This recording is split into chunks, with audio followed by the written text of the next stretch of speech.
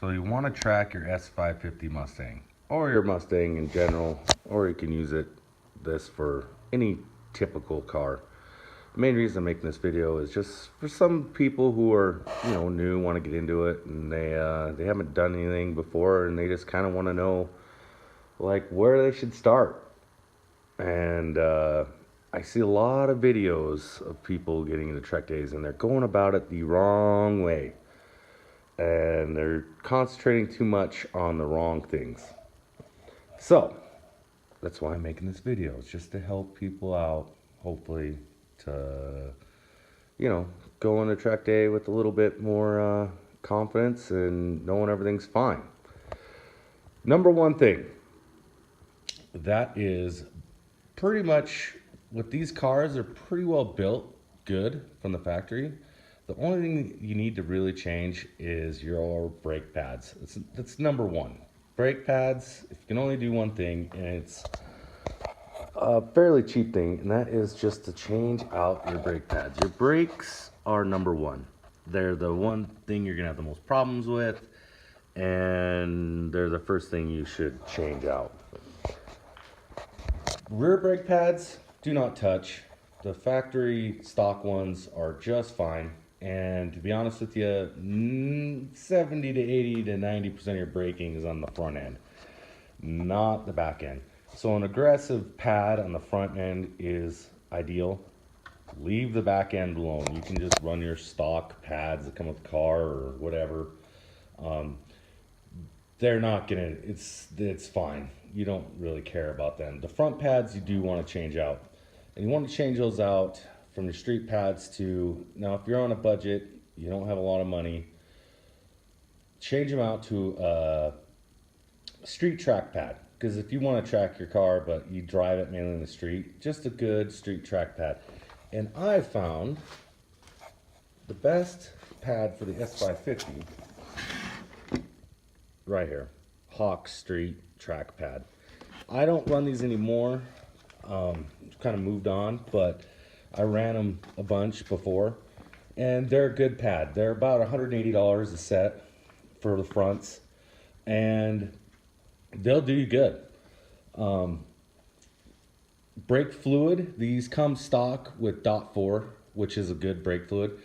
And it will, for the most part, especially when you're a beginner, it'll do the trick. It'll maybe get a little soft, but it'll survive. With the pads being better, the heat, because what it is the pads will keep the heat from overheating the caliper, that overheats your fluid, that causes your brakes to boil, and then you have no brakes. So if you have a good pad, it really cuts down on how much heat transfer goes through your brake lines. But second thing I would do besides brakes is brake fluid. And I would just go to like a Motul brake fluid, that's your brake fluid reservoir right there, and change it out. It's got a higher boiling point so that you can handle it. Now, if you're autocrossing, you don't have to do nothing because autocross doesn't do enough to your car. It's pretty easy on your car. But track's a different beast, and that is you're doing a 20-minute session, even a 15-minute session of high max braking, acceleration braking, acceleration braking, acceleration braking. It really puts your brakes through a workout, and that's where you're gonna, honestly, your first thing that's gonna fail is your brakes. So you want to change that out. I see so many people go crazy with motor, go crazy with tires. There goes some cut racing slicks. Those are honestly waste of money. That's why you go to any track and you go against any decent racer and he'll be in a Ford Pinto and he'll blow your doors off just because he can outdrive. Getting time on the track is the key thing to getting fast. It's just, you gotta do laps. You gotta do lots of laps. So, brakes are your first and most important thing. Even suspension-wise, what comes stock in these S550s is fine. I've ran them stock. This is the second S550 I've had. Ran my other one completely stock. I ran this one completely stock once before I started doing stuff just to see how it hold up. And you get about, with the stock setup, stock brakes, you'll get about 2 laps if you're pretty fast. Now, if you're slow as molasses on a winter day, you're gonna just creep around and who cares, but you're just gonna be a roadblock. But if you're fast and want to go fast, you will exceed the brake pads heat working range in about 2 laps, and you'll pretty much be sponge city and worse, have them go out completely. So brake pads, number one thing you have to do. That is your number one thing. So you're gonna track brake pads. Screw the tires. Stock tires are fine. Going to our compounds or race tires is a waste of money. Waste of money. I don't know how to tell that enough people, my friends that race, that are track record holders and whatnot. They'll even tell you the same dang thing. They just say, hey, run street tires until you learn how to drive fast, because street tires, well, they speak to you a lot more. So you want to run street tires. I ran all season tires, performance all season tires, and easily whooped up on people. Again, it's just a matter of the learning curve. So do not do anything crazy right away, because you don't know how much of this track day stuff you want to really do.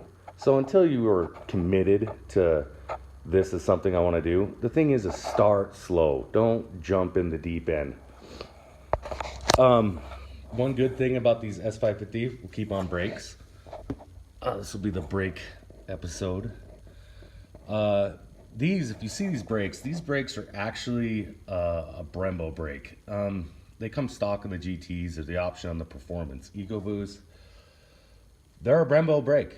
Now, I've heard multiple the only difference I've heard is if you have a Boss Mustang, you'll see these brakes on the older models, the S195s or whatever, or 197s or whatever the chassis model is. Or if the track day special, you'll see these brakes, but they'll say Brembo on them. Now, there's a big argument if Brembo still makes these brakes or if they've licensed out and somebody at Ford's other suppliers make these brakes. Don't know on that regard. But they are really good brakes. Stock on this thing. You don't have to get crazy. You don't need the Brembo 6 spots. Yes, they're better brakes, the Brembo 6 spots, but trust me, these 4 spots are plenty of brake. Steel braided brake lines. Again, the car is new. The rubber ones are fine. Yes, eventually you'll probably want to switch them out to steel braided, but to begin, you don't need steel braided. The rubber ones are totally fine, especially if you're running street tires. The minute changes you'll notice between braided and rubber, as a beginner, you will not even tell the difference. It won't be until you're a very much experienced driver, racer, etc., before you need to do that. So try to keep in mind that, and this is like more budget track day stuff, these are the steps you need to do. Brakes are always number one. Now, again, brakes on the S550 track days. As you can see, these are the stock rotors. These are regular S550 plain Jane rotors. I have run DBA slotted rotors, drilled rotors, Stop Tech rotors. I've ran them all. I personally prefer these stock rotors. Why? Well, if you have drilled rotors, you will crack them. Drilled rotors, the heat cycle of hot, cold, hot, cold, hot, cold, you'll eventually see cracks. And I mean, they'll come out of the hole and crack up the brake. And as soon as it gets past umpteen millimeters, you have to replace them because it'll shoot right through the brake. And that brake disc is done, and nothing worse than showing up to a track day, paying all that money, and you have a cracked rotor, and you can't race. So, keep that in mind. Now, checking, which is the fine little cracking you see there. Now, as long as you can't feel those little cracks with your nails, they're fine. All brake rotors will check. You just have to keep an eye on it. Check it every so often. I check it after every track weekend. And if I can start to feel it with my nail, running my nail across it on my finger, it's time to replace them. And then I check the thickness of the rotor. But honestly, these stock ones, solid rotors, handle it the best. Now you're looking at going, hey, what about slotted versus drilled? Okay, well, the problem with slotted rotors is slotted and drilled rotors were great in the 60s, not really any good today. With the modern day brake pads, you don't really have to do crap to them because the brake pad compounds don't emit gases like they used to. It used to be they'd gas up a lot and you'd want it to let the gases escape. That doesn't happen anymore with modern day rotors, so you don't really have to worry about them. And when you have slotted rotors, which are better than drilled for sure, they will increase the wear on your pads. They'll actually catch and scrape a layer of your pad off every time. So your pad wear will increase substantially with slotted rotors. Whereas plain Jane rotors, you don't have to worry about it. It's not, doesn't have that edge to catch the pad to scrape a layer off. So, two-piece versus one-piece rotors. Well, that helps on wheel bearings. Now, two-piece rotors are better as far as isolating heat to the actual disc instead of transferring it through to the wheel bearing. Because heating up your wheel bearings does shorten the life of your wheel bearings, so keeping them cool is ideal. But what I've come to find out, I've ran two-piece rotors, is that the bearings go out anyways. End of story. And the durability of the rotor themselves being slotted and drilled is lowered so much that replacing them, basically, I end up replacing the rotors a lot. And versus when I run solid rotors, I don't have to replace them as often. So the cost benefit versus the wheel bearings is ideal. And the thing is wheel bearings are going to go out no matter what. You got to replace them. You might as well save money on the rotors themselves. B, getting rotors. Well, getting rotors, to me, found a little secret sweet spot. And that is, I buy them directly. I get them from Shelby America in Vegas. Go to their eBay site, buy them. Every time they build one of their badass Shelby Mustangs, their King Cobras, whatnot, they take off all the stock brake components. So they have tons of them just kicking around, and you can get everything cheap. So what I do, because one thing you need to do, is your brake calipers will need to be rebuilt. Relatively, you got to remember, if you track a lot, multiple times a month, this, that, and the other, you'll want to replace those rotors and have them rebuilt at least once a year, every other year. You'll burn up and tear your dust seals in there, and they have to be replaced. So the trick is to have another set of rotors, calipers, kicking around, which over here I have. Oh, that's rotors.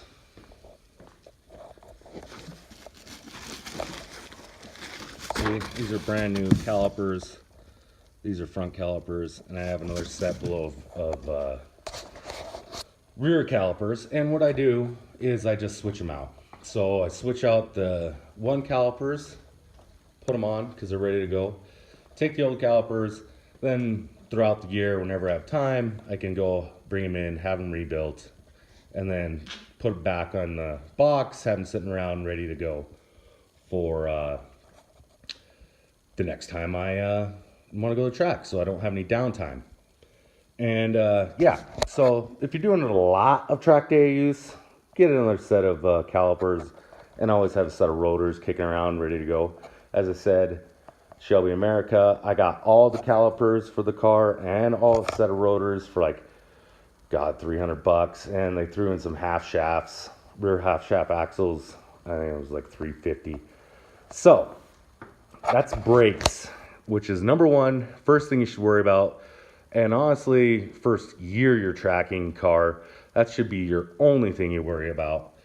But we'll go through some other stuff next. But that's it. Brakes, number one. Gonna track, brakes, brakes, brakes, brakes.